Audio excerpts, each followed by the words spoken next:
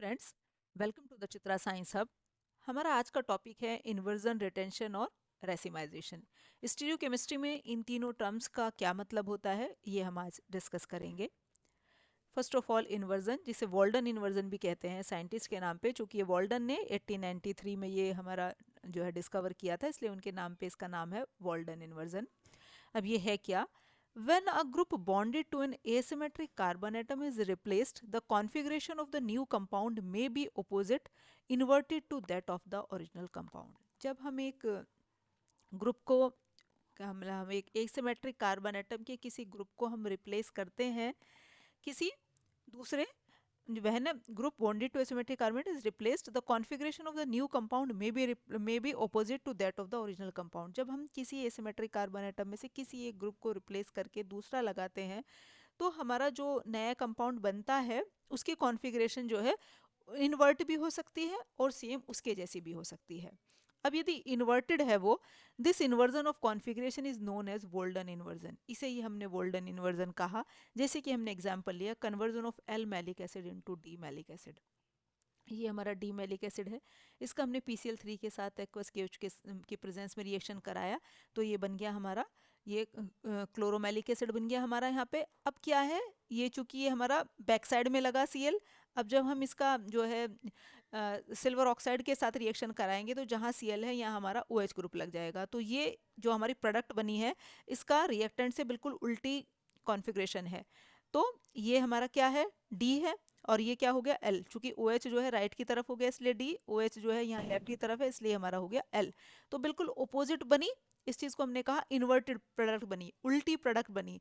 तो इस चीज को हमने कहा वॉल्डन इन्वर्जन, इन्वर्टेड प्रोडक्ट जहां हमारी बनती है। तो ये बनती कैसे है, मैकेनिज्म क्या है इसका? ये रिएक्शन एक ट्रांजिशन स्टेट के थ्रू प्रोसीड अप होते हैं, जिसे हमने SN2 रिएक्शन कहा। कंसर्टेड रिएक्शन होते हैं, मीन्स सिंगल स्टेप रिएक्शन होते हैं।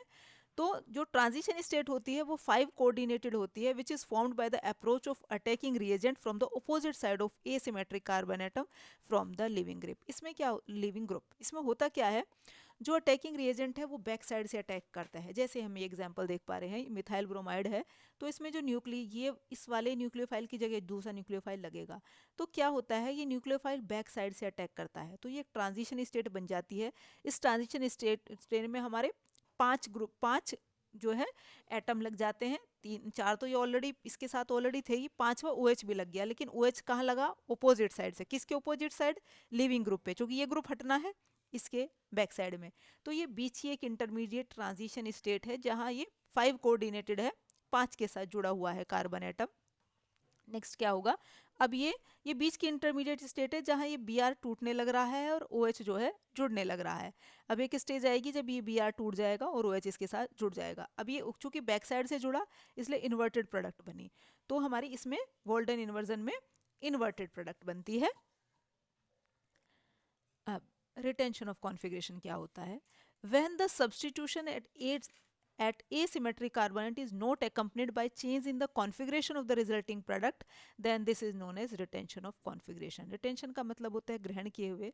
यदि प्रोडक्ट जो है वो रिएक्टेंट की ही कॉन्फ़िगरेशन ले लेता है, मीन्स यदि हमारा उसका कॉन्फ़िगरेशन R है तो प्रोडक्ट की भी हमारी R ही होगी, और यदि उसकी स्पिन S है तो प्रोडक्ट की भी S ही होगी। तो मतलब सेम कॉन्फ़िगरेशन होती है रिएक्टेंट और प्रोडक्ट की, उसे हमने कहा रिटेंशन ऑफ कॉन्फ़िगरेशन। जैसे हम ये देख पा रहे हैं, जहाँ से ये Br हटा यहीं पे क्या है हमारा OH लग गया। तो जैसा रिएक्टेंट का कॉन्फ़िगरेशन था ऐसा ही प्रोडक्ट का बन गया, इसे हमने कहा रिटेंशन ऑफ कॉन्फ़िगरेशन। और ये कैसे बनती है, इसका क्या मैकेनिज्म है, retention of configuration occur in the reactions which follows SN1 mechanism. जो हमारे SN1 मैकेनिज्म को फॉलो करते हैं उनमें होता है ये रिटेंशन ऑफ कॉन्फ़िगरेशन। कैसे, in reactions following SN1 mechanism, retention of configuration, inversion of configuration or racemization takes place depending upon the factor such as temperature, nature of nucleophile, nature of solvent, etc. वो reaction जो SN1 mechanism को follow करते हैं उनमें हमारे क्या है, जो प्रोडक्ट बनती है वो इन्वर्टेड प्रोडक्ट भी बनती है और रिटेंशन ऑफ कॉन्फ़िगरेशन भी होता है। मीन्स जो प्रोडक्ट बनती है वो उल्टी भी बनती है और ऐसी भी बनती है जैसा रिएक्टेंट का कॉन्फ़िगरेशन होता है।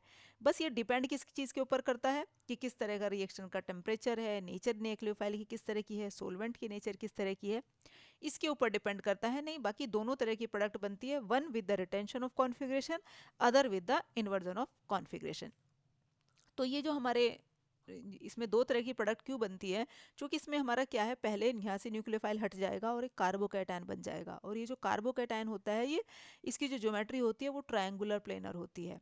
तो ट्रायंगुलर प्लेनर ज्योमेट्री होने की वजह से न्यूक्लियोफाइल दोनों तरफ से अटैक कर सकता है, यहाँ से भी यहाँ से भी। यदि यहाँ से अटैक करेगा वो, तो ऐसी ही प्रोडक्ट बनेगी जैसी रिएक्टेंट था, मीन्स रिटेंशन ऑफ कॉन्फ़िगरेशन। यदि वो बैक साइड से अटैक करेगा तब बनेगी हमारी इन्वर्टेड प्रोडक्ट। तो क्या बना हमारा रेसिमिक मिक्सचर, एक प्रोडक्ट वो जो रिटेंशन ऑफ कॉन्फ़िगरेशन के साथ है, मीन्स रिएक्टेंट के जैसी ही जिसकी हमारी कॉन्फ़िगरेशन है, और दूसरी कैसी बनी, इन्वर्टेड। अब इन्वर्टेड प्रोडक्ट क्यों बनी, क्योंकि जो रिएक्शन प्रोसीड अप हुआ वो किसके थ्रू हुआ, कार्बोकैटायन के। इसमें दो स्टेप में रिएक्शन होता है, पहले हमारा क्या है, ये न्यूक्लियोफाइल यहाँ से हट जाता है और क्या बनता है हमारा कार्बोकैटायन। फिर इस कार्बोकैटायन के ऊपर हमारा न्यूक्लियोफाइल अटैक करता है, और वो दोनों तरफ से अटैक कर सकता है, front side as well as back side. तो इस वजह से जो प्रोडक्ट बनेगी वो क्या बनेगी, रेसिमिक मिक्सचर। तो इस तरह की हमारी ये प्रोडक्ट बनती है। इसमें one with retention of configuration, other with inversion of configuration, और हमारी क्या है, इसलिए दोनों तरह की प्रोडक्ट बनती है। रेसिमिक मिक्सचर बनता है 50-50% रेशियो का, 50% विद रिटेंशन ऑफ कॉन्फ़िगरेशन और 50% विद इन्वर्जन ऑफ कॉन्फ़िगरेशन। अब नेक्स्ट टर्म रेसिमाइजेशन। रेसिमाइजेशन क्या है, the phenomenon of converting optically active isomer into the optically inactive racemic mixture under the influence of heat, light और chemical reagent is called racemization. racemization क्या है, वो phenomenon जिसमें एक optically active isomer को हम ऑप्टिकली इनएक्टिव रेसिमिक मिक्सचर में बदल देते हैं, चाहे वो आइसोमर हमारा डी हो चाहे एल हो, लेकिन जब प्रोडक्ट बनेगी तो दोनों ही बनेगी। समझ लो, यदि हमने डी लिया है तो डी से डी और एल दोनों बनेगी, एल लिया है तो उससे भी डी और एल दोनों बनेगी। तो वो फिनोमिनन जिसमें किसी ऑप्टिकली एक्टिव आइसोमर से ऑप्टिकली इनएक्टिव रेसिमिक मिक्सचर बनता है, उसे हमने कहा रेसिमाइजेशन। जैसे कि हमने एग्जाम्पल लिया, conversion of either of lactic acid plus हो चाहे माइनस हो into racemic mixture by heating its aqueous solution proceeds via enol intermediate। ये जो प्रोसीड होता है ये इनोल इंटरमीडिएट के थ्रू होता है। जैसे हम ये एग्जांपल देख रहे हैं, ये हमने डी लैक्टिक एसिड का एग्जांपल लिया है, तो इसके दो मॉलिक्यूल लेंगे हम, तो ये क्या बन जाएंगे हमारे, ये लैक्टिक एसिड जब ये हमारा डी वाला एल में कन्वर्ट होगा तो मतलब या दोनों तरह की प्रोडक्ट देगा, डी भी देगा एल भी देगा। तो ये किसके थ्रू प्रोसीड अप होगा रिएक्शन, इनॉल इंटरमीडिएट के थ्रू। अब दो मॉलिक्यूल हमने इसलिए लिए हैं क्यों, क्योंकि दोनों आइसोमर बनेंगे डी और एल, तो ये इनॉल फॉर्म की तरह इनॉल इंटरमीडिएट के थ्रू प्रोसीड अप होता है। अब जो इनॉल है ये ऑप्टिकली इनएक्टिव है, तो ये undergo rearrangement to form racemic mixture. अब ये तो हमारा ऑप्टिकली इनएक्टिव है, तो इसलिए इससे जो प्रोडक्ट बनेगी वो दोनों तरह की बनेगी, डी और एल। ये इसमें क्या है हमारी, तो चूंकि ये ऑप्टिकली इनएक्टिव है और इसी के थ्रू हमारा रिएक्शन प्रोसीड अप हो रहा है, सिनोल इंटरमीडिएट के थ्रू ही, तो इस वजह से क्या है हमारी, क्या बन जाएगी, दोनों तरह की प्रोडक्ट बन जाएगी, रेसिमिक मिक्सचर बन जाएगा। तो चूंकि रिएक्टेंट का तो केवल डी ही था, डी लैक्टिक एसिड था, लेकिन जो प्रोडक्ट बनेगी वो डी लैक्टिक एसिड भी बनेगी और एल लैक्टिक एसिड भी बनेगी। तो ये होता है हमारा रेसिमाइजेशन। तो ये था हमारा आज का टॉपिक। Thank you.